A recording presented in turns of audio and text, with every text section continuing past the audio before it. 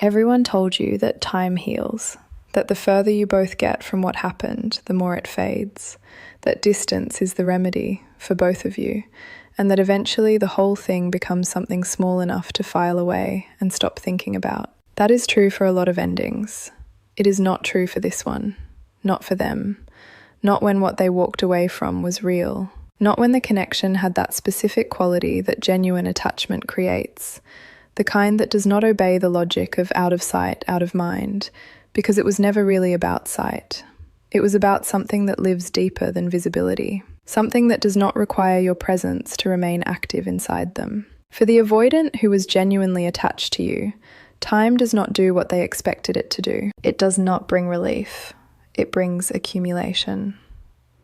In the early period, time feels like it is working in their favour. The immediate emotional intensity of the ending has settled. The acute discomfort of the transition has softened into something more manageable. Life has resumed its ordinary rhythm. They are functioning, moving forward, filling time with the things that time gets filled with. And if you ask them in this window, they would tell you they are fine.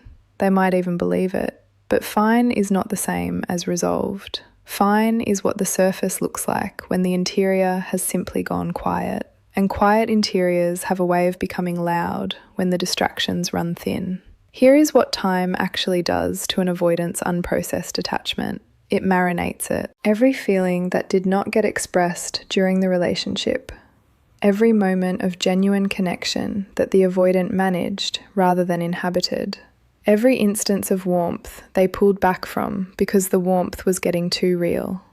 None of it disappeared. It was stored, filed somewhere underneath the day-to-day functioning of a person who is very skilled at continuing to function.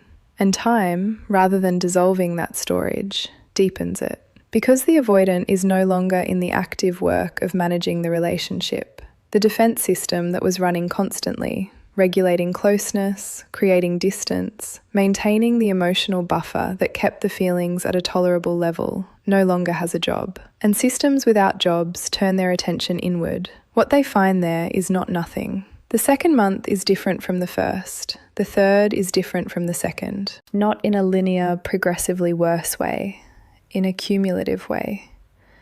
The moments that surface become more specific rather than less.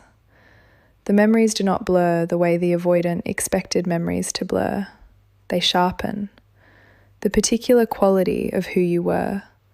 Not an idealized version, not a fantasy constructed from longing, but the actual, specific, irreducible reality of you becomes more present in their interior world the longer it is absent from their exterior one. This is the paradox of avoidant grief that almost nobody explains clearly. The defense system that kept the avoidant from fully inhabiting the relationship while it existed also kept them from fully reckoning with what the relationship meant. The distance they maintained was not just distance from you, it was distance from their own feeling. And now that the relationship is over and the active management of it has ended, the feeling they were maintaining distance from has nowhere to hide. Time removes the last excuse for not feeling it. There is a specific kind of pain that develops in the avoidant somewhere between the 3rd and 6th month that has no clean name but is instantly recognizable if you have ever experienced it yourself. It is the pain of retroactive presence, of realizing, with a clarity that was not available in the moment, what was actually happening during experiences you were only half inhabiting. The avoidant begins to revisit moments from the relationship, not with the defended, managed awareness they had at the time, but with the open, unguarded awareness that absence has made possible. And the moments land differently from this angle. The conversation they half participated in because the closeness was making them anxious. Revisited now, they can feel what was actually being offered.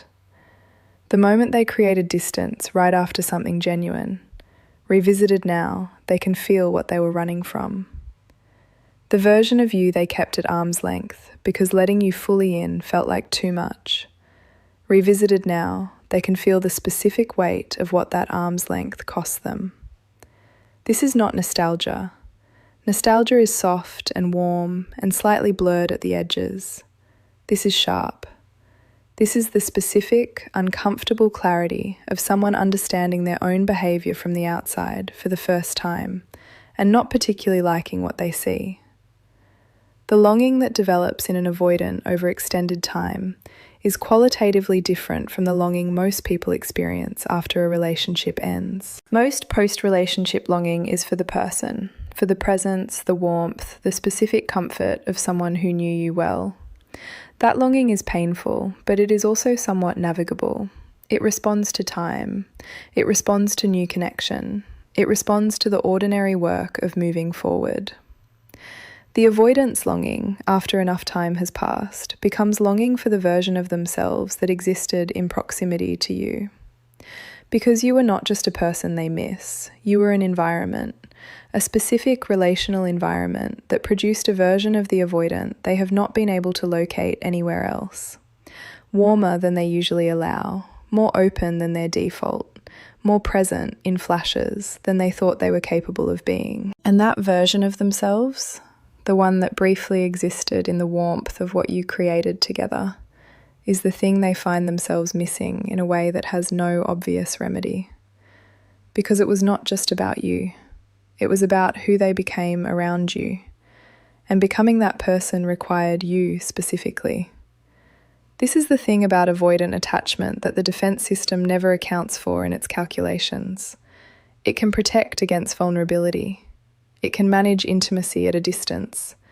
It can construct perfectly functional reasons for why closeness was too much and space was necessary, and the decision to exit was ultimately the right one. What it cannot protect against is the slow, patient, utterly indifferent work of time on an unprocessed truth. And the unprocessed truth, for an avoidant who was genuinely attached to you, is simple and devastating in equal measure. What they had with you was real. What they felt was real. What they walked away from was real. And the life they are living on the other side of that decision, however functional and forward-moving it appears, is missing something specific that they have not been able to replace. Not because the right person has not come along yet, because the right person was already there, and fear made the decision before honesty could. So let time do what it does, not as a strategy, not as a way of engineering their return or manufacturing the conditions for a particular outcome, but as the natural consequence of having been real in a world where real things leave real marks. You do not need to do anything with this information. You do not need to hold it over them or wait for it to produce results or check for signs that the accumulation is happening. It is happening, whether or not it is ever expressed, whether or not it ever becomes something that moves them toward you, or simply becomes something they carry quietly in the direction of their own growth. The avoidant who is genuinely attached to you is not getting further from what you meant to them with every passing month. They are getting closer to it, slower than you needed, quieter than you deserved, but closer.